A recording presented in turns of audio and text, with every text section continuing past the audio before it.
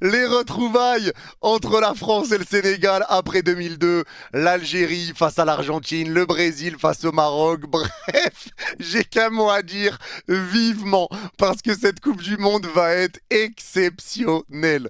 Salut les fraudes, j'espère que vous allez bien. On se retrouve pour une nouvelle vidéo.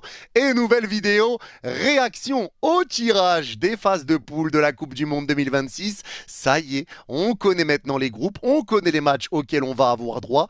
Mais avant de parler des groupes et de revenir un peu sur toutes les affiches, tout ce qui me hype, les groupes vraiment qui vont être compliqués et les groupes dans lesquels c'est un petit peu plus tranquille, un petit peu plus simple, peut-être il y a un petit peu moins de hype, on va déjà commencer par dire que ce tirage était atroce. C'était atroce, on nous donne rendez-vous à 18h, l'heure du tirage au sort, le tirage a commencé à 19h30, ils nous ont ramené des chorales, ils nous ont ramené des trucs là, des chanteurs, des danseurs, et ça parle, et ça discute, et ça nous envoie des pubs et des trucs, c'est atroce, vraiment, commencez à nous dire cérémonie 18h, tirage à 19h30, comme ça au moins on est fixé, mais arrêtez, on doit tous coltiner pour être sûr de pas rater le début de la cérémonie, c'est atroce et ils font exprès tout ça pour l'argent, mais franchement j'en peux plus, j'étais au bord du gouffre, à deux doigts de m'endormir en live, j'en pouvais plus, c'était vraiment atroce, donc vraiment faut arrêter les conneries de minutes. Mais bon, maintenant au moins le tirage est fini, on est fixé pour cette Coupe du Monde et on voit les groupes avec des matchs qui vont être exceptionnel. Le Brésil qui va affronter le Maroc,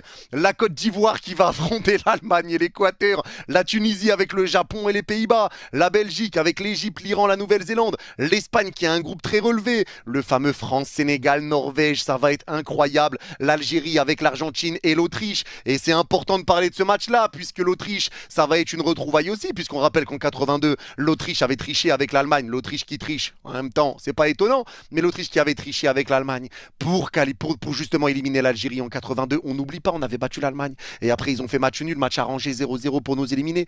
Donc c'est quand même des retrouvailles. On va affronter l'Argentine, champion du monde en titre. Il va y avoir des gros matchs. Le Portugal-Colombie, Angleterre-Croatie, Angleterre-Ghana. Ça va être vraiment une Coupe du Monde hyper intéressante. Mais ce qui est important à dire, c'est que déjà, il y a plus d'équipes que sur les saisons précédentes, que sur les dernières Coupes du Monde. Donc forcément, il y a des meilleurs troisièmes, chose qui n'avait pas sur les Coupes du Monde précédentes. Il y aura des meilleurs troisièmes, donc pour éliminer un gros, ça va être beaucoup plus compliqué. Pour qu'un gros se rate, ça va être beaucoup plus compliqué. Avec 3 points, vu qu'il y a 8 meilleurs troisièmes sur 12, je pense que tu peux clairement te qualifier en étant meilleur troisième. Donc, voilà, ça perd un petit peu de charme à ce niveau-là parce que tu sais que les éliminés, il y en aura très peu déjà sur les phases de poule. Ça va faire beaucoup de matchs pour très peu d'éliminés. Tu rajoutes des 16e de finale et pour qu'un gros se rate, comme ça peut être le cas dans toutes les Coupes du Monde, où il n'y a que 2 places qui sont qualificatives, c'est 8 meilleurs